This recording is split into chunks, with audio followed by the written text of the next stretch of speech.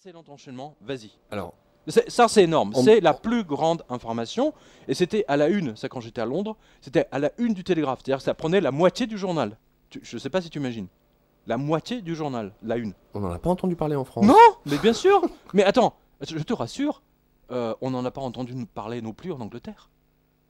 J'ai regardé la BBC, j'ai regardé Sky News, j'ai regardé Rien, les chaînes. rien. Rien. Ambrose n'est pas repris, pas plus que je suis repris. Dans la ou que- télévision. À la Non, télévision, rien, en fait. nada, rien, nada. C'est Ambrose Evans Pritchard est complètement à part, et c'est ce que m'a dit Julian Tett d'ailleurs. Julian m'a dit, enfin, elle est tombée d'accord, c'est vu qu'en Europe, on était 3, 4 à donner, à essayer d'avertir nos semblables d'une méga crise suite à une escroquerie monumentale des banques américaines. Mais on était 4, c'est tout. En 2008, je suis désolé, il y avait pas grand monde. Hein. Non. Ambrose Evans Pritchard, donc, Donc qui nous dit l'Eurogroupe va s'attaquer à l'immobilier. Les Anglais ont eu une sacrée surprise dans la journée d'hier, donc c'était en date du 16 avril. Ambrose, encore lui, leur a appris avec une immense une du Télégraphe papier que les Allemands vont imposer, via la BCE, une taxe sur les propriétés foncières afin de financer les sauvetages des pays de la zone euro en faillite. Tadam! Alors, là aussi, tu peux répéter. Parce que je crois que nos auditeurs auditrices n'ont pas bien compris. Enfin, au cas où ils n'ont pas lu ça sur le blog auparavant. Alors, allez-y, hein, c'est sur quotidien.com si vous voulez vérifier. Parce que là, on vous donne des informations, ça a l'air tellement. Ça vient de la planète Mars, quoi. Mais enfin, vous pouvez les vérifier. Il n'y a pas eu de démenti, hein, en plus. Hein. Je précise. Aucun démenti de la BCE ni de la chancellerie de Madame Merkel sur cette affaire. Les Allemands vont imposer, via la BCE, une taxe sur les propriétés foncières afin de financer les sauvetages des pays de la zone euro en faillite. Voilà. Alors, je vous donne le détail. Deux des principaux conseillers de Madame Angela Merkel ont demandé un impôt, une taxe sur les propriétés et les richesses des États débiteurs de l'eurozone afin qu'ils soient pris pour participer donc au sauvetage. Et donc ça donne Comme cible ça marque principale. en fait, ça marque en fait un nouveau départ dans une nouvelle stratégie de la Banque Centrale Européenne. C'est absolument génial. Alors, cible principale, ça veut dire quoi? Ça veut dire, vous avez, par exemple, c'est ce que dit Ambrose, il dit, vous avez 400 000 Anglais qui ont des propriétés sur la Costa del Sol. Tu vois, il y a 400 000 Anglais qui ont des maisons secondaires, des résidences secondaires ou des résidences principales qui vivent en Espagne. Bon, ok, voilà. De la même façon que tu as des Anglais ou des en Allemands qui ont Bretagne. voilà, en Bretagne ou qui ont comment dire, des maisons, des studios aux Arcs ou à Courchevel ou Dieu seul sait où. Hein, voilà, c'est la même chose. Eh bien, les Italiens, Espagnols, Portugais pourraient être braqués, c'est-à-dire on braque littéralement leur propriété immobilière. C'est même plus leur compte là. Enfin si, en plus, on braque carrément leur maison. Voilà ce que prépare la Banque Centrale Européenne. C'est l'URSS. L'URSS est de retour. Putain, même Staline, Staline, il avait quand même pas osé pousser le bouchon. Staline n'avait jamais pris l'or de la Hongrie, de la Tchécoslovaquie, de la Bulgarie. Il a laissé l'or des banques centrales où elles étaient, où il était. Et là, carrément, là, c'est pire que l'URSS, ce que fait la Banque Centrale Européenne. Et oui, donc parce que les universitaires débiles qui conseillent Angela Merkel ont découvert que l'affaire chypriote est très mal passée dans l'opinion publique. Ah, Ah. ah bon, pourquoi? Tiens, Bah oui, on donc- comprend pas. No comprendo, tu vois. Alors, amis lecteurs et lectrices qui lisaient ce blog, qui nous écoutaient, tu nous l'avais dit, Pierre, après Chypre, tout est possible. Mmh. Y compris, révèle Ambrose Evans Pritchard, de forcer les riches propriétaires à se séparer d'une partie de leurs biens au cours des 10 prochaines années pour financer leur banque en faillite. C'est toujours le peuple qui paye pour les banquiers escrocs américains et anglais. Oui, voilà. Donc là, le message est clair. Alors, je vous préviens toutes et tous, chers auditeurs, auditrices, vous avez une propriété secondaire, immobilière. Bah, mon pauvre ami, serrez les fesses, parce que je Braqué. pense qu'ils vont. Non, non, mais ils vont essayer. Ils vont essayer. Ça, c'est le début. De toute façon, après Chypre, tout est possible. Parce que la brèche a été ouverte. Qui m'a dit ça l'autre jour? Je crois que c'est Marie-Hélène ou. Enfin, je veux pas dire mais, ou Karl, parce qu'on a une discussion. Et il me disait, en fait, c'est la Banque Centrale Européenne ou l'Europe, mais surtout la Banque Centrale Européenne, c'est comme un sous-marin, tu sais, qui, qui navigue, tu sais, à 800 mètres de profondeur, tu vois, enfin vraiment, t'as une bonne pression. Et puis en fait, il y a un trou dans le sous-marin, il y a une faille, il y a l'eau qui rentre, tu vois. Et il y a de moins en moins d'oxygène, il y a moins en moins de place pour ce... Et donc les mecs, ils deviennent complètement fous à bord du sous-marin, ils se rendent même pas compte qu'ils sont en train de couler, parce que l'oxygène les empêche de réfléchir correctement.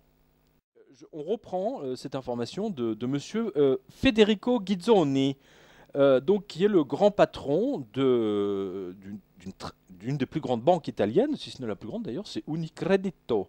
Voilà. Il dit, je cite, les dépôts non assurés pourront être utilisés au cours des prochaines faillites bancaires, reposant sur des règles d'une approche commune, sous-entendu européenne. Hein. Donc on pourra prendre cet argent pour sauver les banques.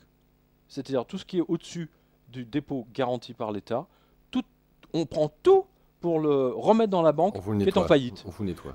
Voilà, c'est-à-dire que ta banque est en faillite, toi tu n'y pour rien, hein, tu as 200 000 euros dessus, et ben on te prend tous les 100 000, 100 000 au-dessus de 100 000. Ou oui. 120 000 si c'est limité à 80 000 par exemple. Voilà. Ou 150 000 si c'est limité à 50 000. Et le reste, c'est l'État qui te rembourse, c'est génial. Voilà, s'il te rembourse. Oui, évidemment. S'il te rembourse. Non mais on voit bien qu'ils sentent la grande explosion arriver. Bah oui, là ils verrouillent de tous les côtés. Hein. Ils verrouillent de tous les côtés, donc ils sont déjà en train de dire à l'avance ce qu'ils vont faire hein, quand la grande catastrophe va arriver. Donc ils le disent, ils préviennent les gens. On va tout vous prendre, on va vous entuber, et c'est vous qui payez la vaseline. Mais oui, mais c'est ça qu'il est en train de dire, monsieur Unicredito. Ah bah j'invente rien. Allez sur le blog, ça s'appelle le patron de la Unicredit italienne, prêt à braquer les comptes des gens. Hein, voilà. Tiens, cutting large deposit in failing banks. Enfin bon, je ne vais pas tout vous lire en... Ghizzoni told reporters in Vienna. Hein, donc c'était... il a déclaré ça à Vienne à différents journalistes. Et c'est une dépêche de... alors je sais plus c'est quoi... Je crois que c'est Reuters que Bloomberg a repris ou une dépêche Bloomberg. Voilà. Donc c'est extrêmement clair. Hein, et en fait, le patron italien dit, à partir du moment où tout le monde le fait, bah, je ne vois pas pourquoi je ne le ferai pas. Chypre l'a fait, bah, moi je veux le faire. Je vais prendre l'argent des gens. Donc le patron de la BNP, demain, il pourra dire, chers auditeurs, auditrices, hein, puisque vous êtes à la BNP, ou le patron du Crédit Agricole, ou le patron de la Société Générale, bonjour à Bruno Boulefcade qui est devant la Société Générale. J'allais t'en parler. Il m'a appelé pour me dire tout à l'heure qu'on l'avait la banque Société Générale, puisqu'il est campé devant. Hein, dit, oui. Monsieur Boulefcade, ça nous ferait vraiment très plaisir que vous puissiez vous joindre à notre assemblée générale. Mais c'est pas idiot ça. Oui, alors Bruno a dit bah oui, bien sûr, oui. Mais il faut qu'il ait symboliquement une action. Et ben voilà, on dit oui, mais seulement il n'y a que les actionnaires qui peuvent. Bah oui, mais il faut qu'il achète une action. Oui. Ah oui, ça c'est le. Bah oui, mais ils lui ont demandé quand même 20 euros. Oui, ils sont rats. Ils auraient pu filer les 20 euros pour qu'ils. Là, ils sont rats. C'est vraiment des rats. Ils viennent vers lui. C'est vraiment des rats. Attends, ça leur a coûté quoi de lui donner 20 euros pour qu'il soit. Ils viennent vers lui pour lui proposer. Non, mais c'est énorme quand même. Ils viennent vers lui pour lui proposer. Venez, ça nous intéresserait de vous avoir à notre table. Bah oui, pourquoi pas. Oui, mais c'est 20 euros. Non, mais c'est quand même énorme. Alors qu'il est devant depuis on ne sait plus combien de temps maintenant. Ils n'auraient pas pu lui filer 20 euros. Hein, non, c'était. Voilà. Donc Bruno a raccroché au nez pour une petite histoire. Alors donc je termine. Je termine. Donc le patron de la BNP, le patron de la Société Générale, Crédit Agricole, Caisse d'épargne, mesdames et messieurs, pourront prendre tout ce que vous avez sur votre compte, toutes vos économies. Voilà. Hein, tout ce qui est au-dessus de, je ne sais plus quelle est la garantie de l'État sur les comptes en France, mais ils vous prendront tout ce qui est au-dessus. Hein, voilà. Tout. Hein, mais vraiment. Et vous ne jouez pas au surpris. Hein, quand ça va arriver. Cette info que je trouve moi gigantesque, et vu qu'il nous reste quelques instants seulement, l'Allemagne demande aux autres pays de rendre leur souveraineté. Clairement, les choses vont de plus en plus vite. En l'espace de 2 jours, tu as pu voir Angela Merkel expliquer aux autres pays qu'il leur était vital de rendre leur souveraineté à Bruxelles pour que l'euro puisse continuer à vivre. C'est dans l'express.be. Merci les Belges et un coucou. Les membres de la zone euro doivent se tenir prêts à céder leur souveraineté, nous dit Merkel. Les membres de la zone euro doivent se tenir prêts à céder leur souveraineté. Les membres de la zone euro doivent se tenir prêts à céder leur souveraineté dans certains domaines aux institutions européennes pour permettre au bloc de surmonter la crise, d'attirer à nouveau les investisseurs. Merci à monsieur Taki pour l'information. et les grands d'Espagne de ramper et de reconnaître par la voix du Premier ministre que oui, il faut faire une croix sur la souveraineté espagnole pour que le pays soit sauvé. Oui, Incroyable mais vrai. Incroyable mais vrai. Spain Prime Minister says European countries must accept to give up sovereignty. Non, Toute l'histoire passée est à effacer puisque les politiques trahissent tous leurs pays respectifs pour une poignée d'euros qui ne valent rien. Extraordinaire, incroyable. S'il y a 10 ans on m'avait demandé de choisir entre cette nouvelle du futur et celle d'un ovni atterrissant sur les Champs-Élysées, j'aurais tout de suite choisi l'ovni, excluant par définition que des Espagnols puissent en arriver là, vendre leur pays à Bruxelles. Bah oui. Mais aujourd'hui tout est possible.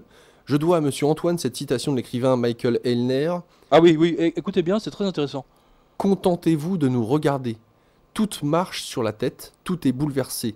Les médecins s'attaquent à la santé, les magistrats attaquent la justice, les universités saccagent la connaissance, les gouvernements anéantissent la liberté, les médias majeurs tordent l'information et les religions anéantissent la spiritualité. Fin de citation. Et, dit monsieur Antoine, je cite, on pourrait ajouter les banques qui pillent leurs clients. Et oui, ça manque ça. C'est très bien vu, c'est excellent cette citation parce que c'est tout à fait ça, c'est ce qu'on disait.